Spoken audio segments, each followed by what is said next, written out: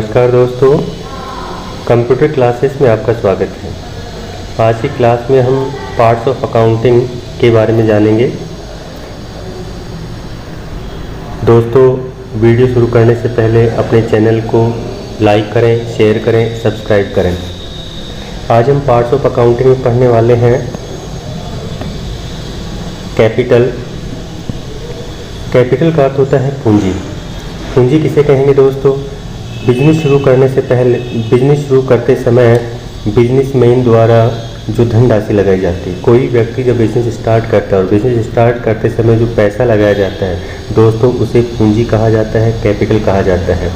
Capital business के लिए long term liabilities मानी जाती है, क्योंकि जब तक व्यवसाय चलाया जाता है तब तक उसमें कैपिटल का होना अति आवश्यक है।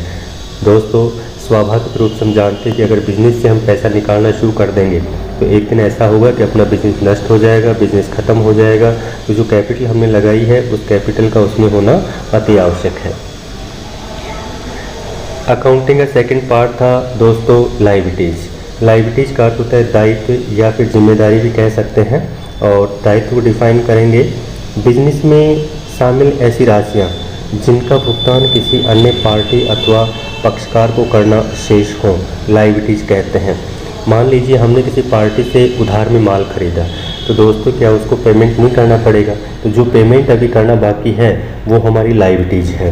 बिजनेस में लायबिलिटीज दो प्रकार की होती हैं, शॉर्ट टर्म लायबिलिटीज जिसे करंट लायबिलिटीज कहा जाता है, या फिर ये कहें कि अल्पकालीन दायित्व या चालू दायित्व। व्यवसाय में शामिल ऐसी राशियाँ जिनका भुगतान एक वित्तीय वर्ष की अवधि में किया जाता है।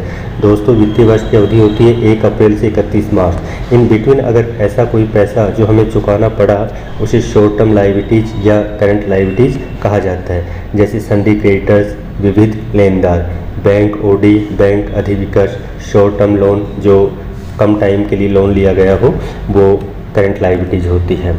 लॉन्ग टर्म लायबिलिटीज की बात करें, दीर्घकालीन दायित्व, व्यवसाय में शामिल ऐसी राशियाँ जिनका भुगतान एक वित्तीय वर्ष की अवधि के पश्चात भी किया जा सके, उसे लॉन्ग टर्म लायबिलिटीज कहा जाता है।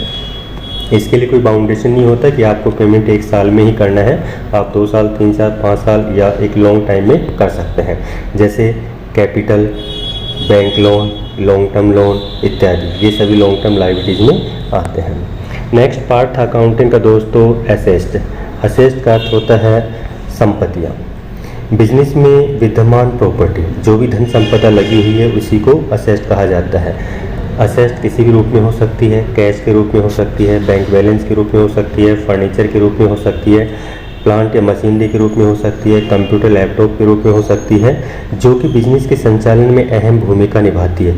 क्योंकि बिना असेस्ट के कोई भी बिजनेस नहीं चलाया जा सकता, या फिर उस बिजनेस के सफल होने की कल्पना भी नहीं की जा सकती।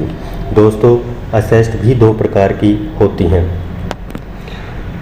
करंट असेस्ट, करंट असेस्ट की बात करें, इसे चालू संपत्ति, चल संपत्ति या तरल संपत्ति कहा जाता है।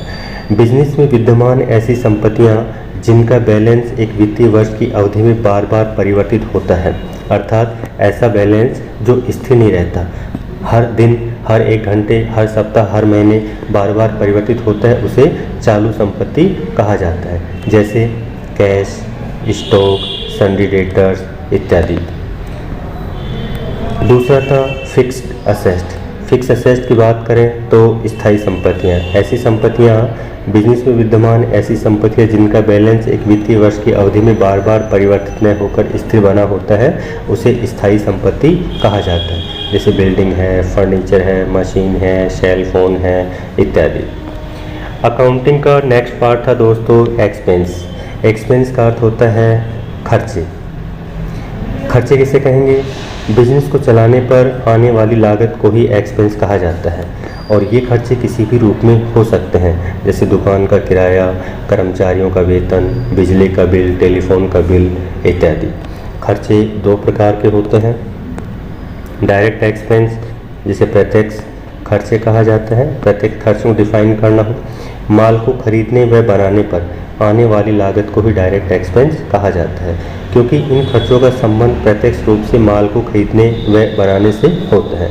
यदि माल नहीं बनाया गया या फिर माल नहीं खरीदा गया तो इस प्रकार के खर्चे भी नहीं होंगे, जैसे कैरिज इनवार्ड, हमालिया एक्सपेंस, ऑक्ट्रॉय है, freight charges, transport charges, labour charges, fuel charges, ये सभी डायरेक्ट एक्सपेंस होते हैं। एक्सपेंस का सेकंड पार्ट था इनडायरेक्ट एक्सपेंस।